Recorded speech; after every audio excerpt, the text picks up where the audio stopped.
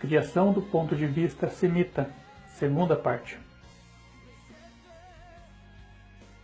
Qual é a cosmovisão do semita quando se diz na Bíblia, haja luz?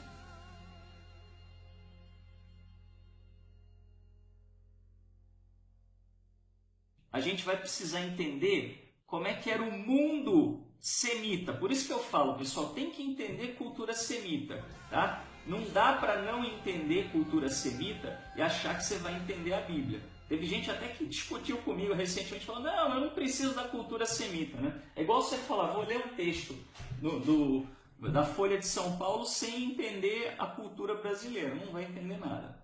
A maneira como eles acreditavam era assim, ó. Vamos lá, cadê? Ok. Então, eles entendiam que isso aqui era a Terra. Vamos falar assim, tá? Aí, eles entendiam que tinha uma roda. Tá? Tinha uma roda em volta da Terra. Tá? Desculpem não estar muito bonito aqui, né? Mas é porque é difícil. Tá? Aí você tinha aqui colunas. Tá? As colunas seguravam o teto e impediam de cair. Tá? Isso aqui era o firmamento.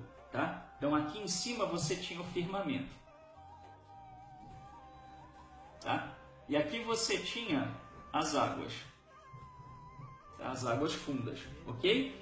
Muito bem. Aí você tinha a parte clara.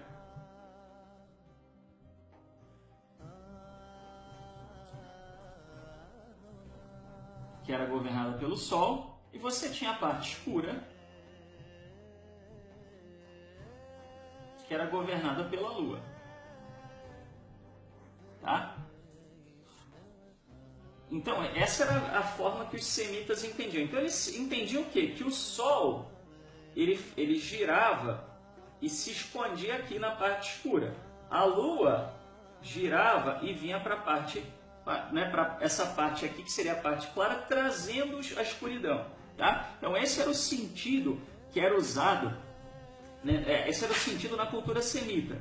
Tá? Então, quando ele fala que estava tudo trevas, não tinha nada aparente, não tinha forma mesmo. Por isso que ele fala que a terra estava desolada, estava tudo escuro, não tinha nada. Tá? E um vento de Elohim se movendo sobre a face das águas, tá? O pessoal que lê a Bíblia como um livro científico, não é um livro científico, tá? Então, o que acontece? Quando aqui ele fala um vento do Eterno se movendo sobre a face das águas, tá? Por que ele fala isso? Tá? O vento, na cultura semita, o que é o vento? Tá? O vento é igual a movimento, tá? E movimento é igual a vida, tá? Ok? Entendeu? Para o semita, você dizer que alguma coisa está viva, né, na cultura semita, seria você dizer que alguma coisa se mexe sozinha, tá? Por isso que para o semita, planta não é ser vivo, tá?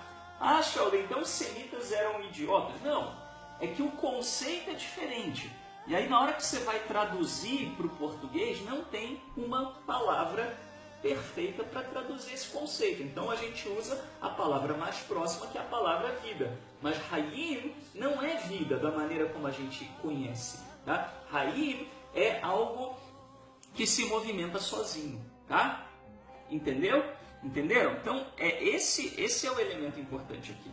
Tá? Da mesma maneira, né, que você tem a palavra ave usada, né, na Bíblia, e aí você vai olhar na cultura semita, não era ave, era aquilo que voa. Né? Por isso que o morcego também está lá. Aí você pensa, a Bíblia tem erro, porque está chamando o morcego de ave. Não, a Bíblia chama o morcego de voador, mas aí os tradutores é que chamam de ave para ficar mais fácil de entender.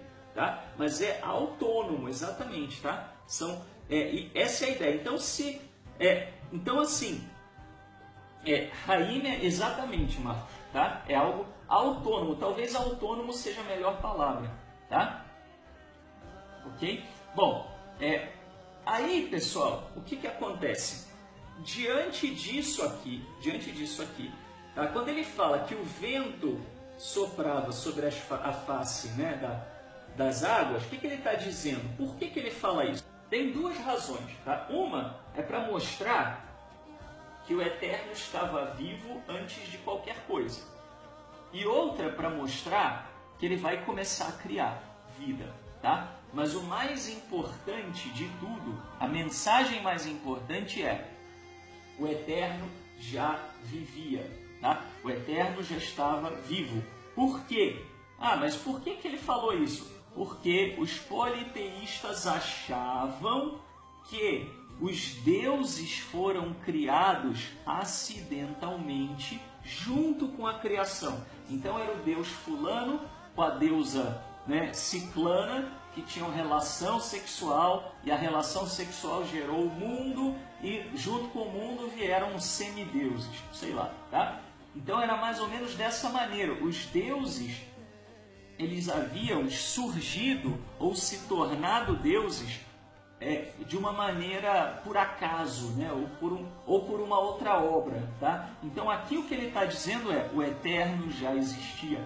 Antes de qualquer coisa vir à existência, o Eterno vive. Tá? Isso é lindo quando a gente entende. Né? É muito bonito. A Bíblia é extremamente bela se você entende a cultura semita. Aí o que o Eterno vai dizer?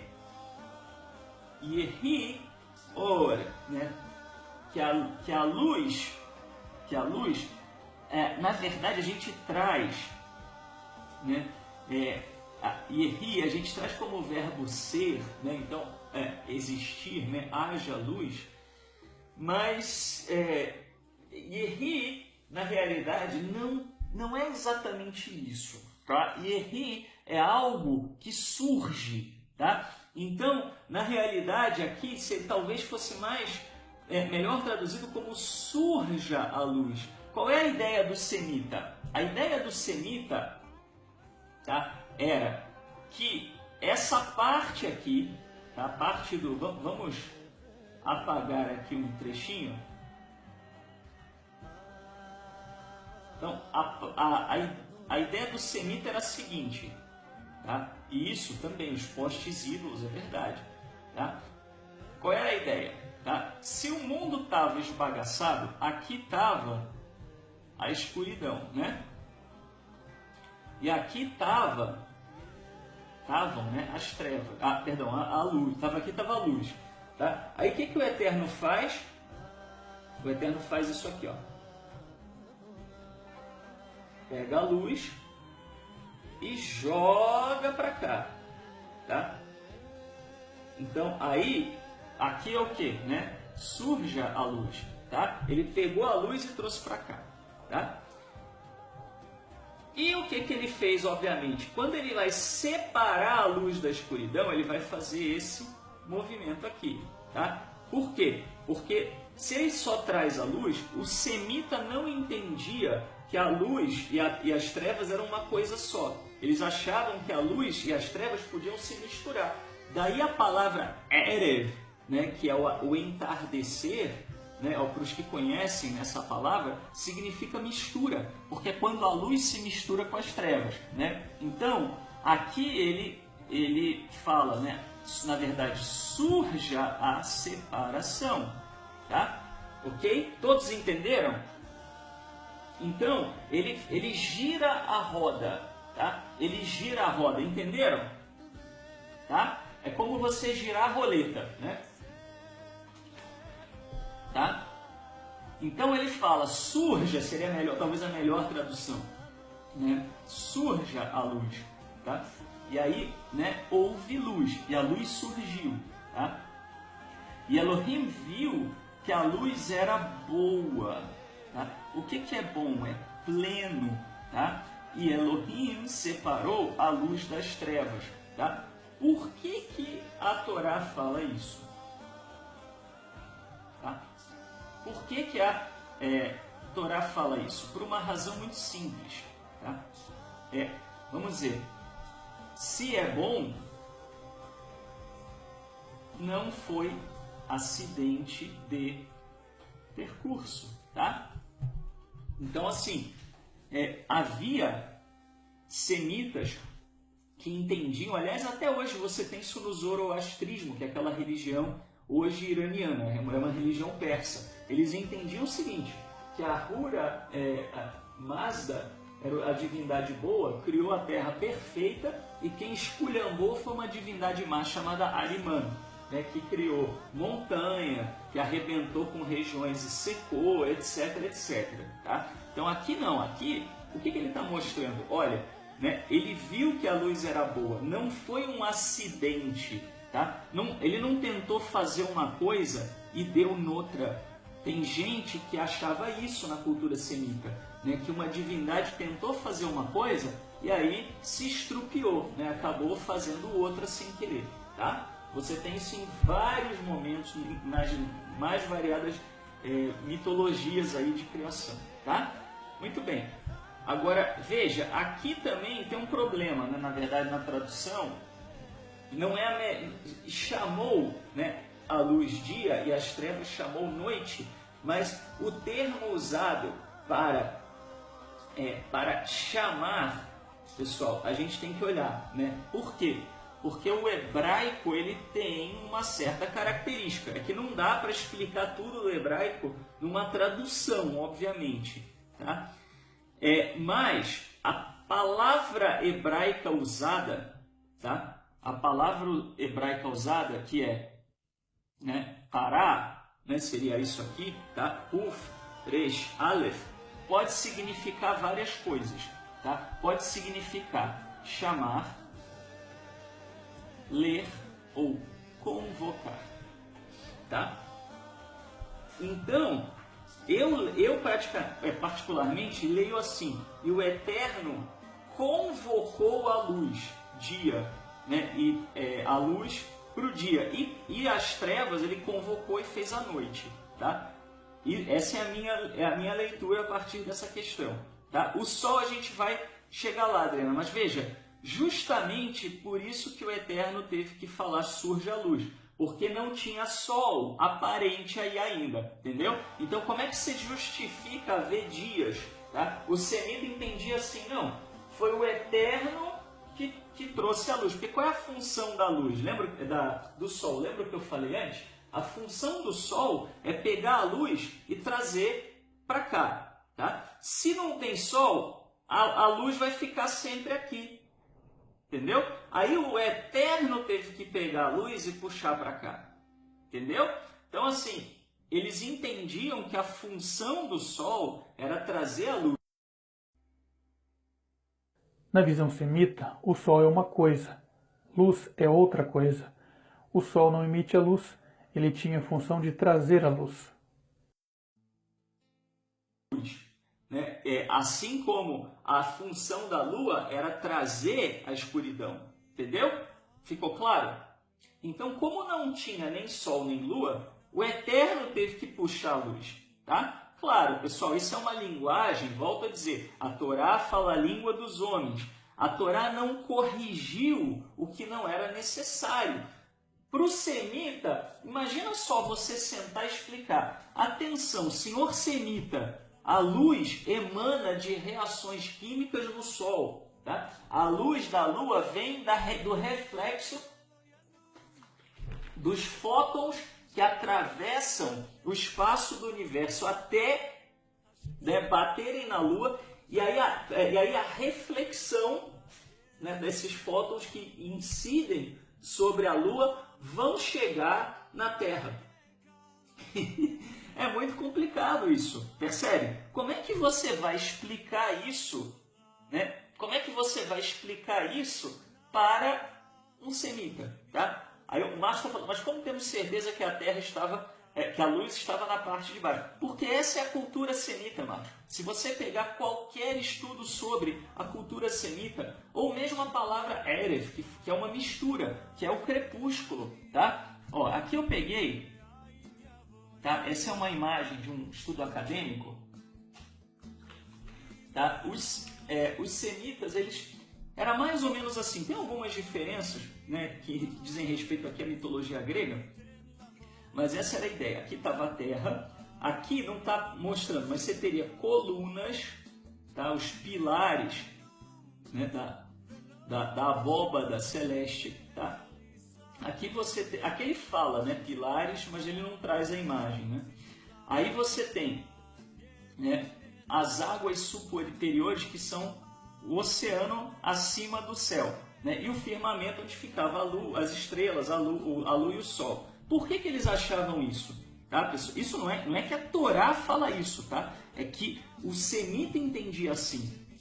O que eles achavam? Tá? Eles achavam que havia um oceano acima nos céus por duas coisas. Primeiro, porque aqui era azul, né? Se era tudo azul aqui nessa região, né? E eles olhavam, né, para os oceanos aqui, né? E viam que era tudo azul, tá? Então eles achavam que tinha dois.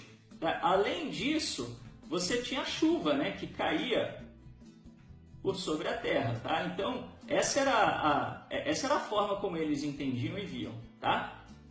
Ok? Então, aí as trevas estavam ocultas aqui. O que acontecia? O Sol, vamos dizer, ele carregava a luz para cima, tá? E a Lua carregava a escuridão para baixo ou para cima, tá?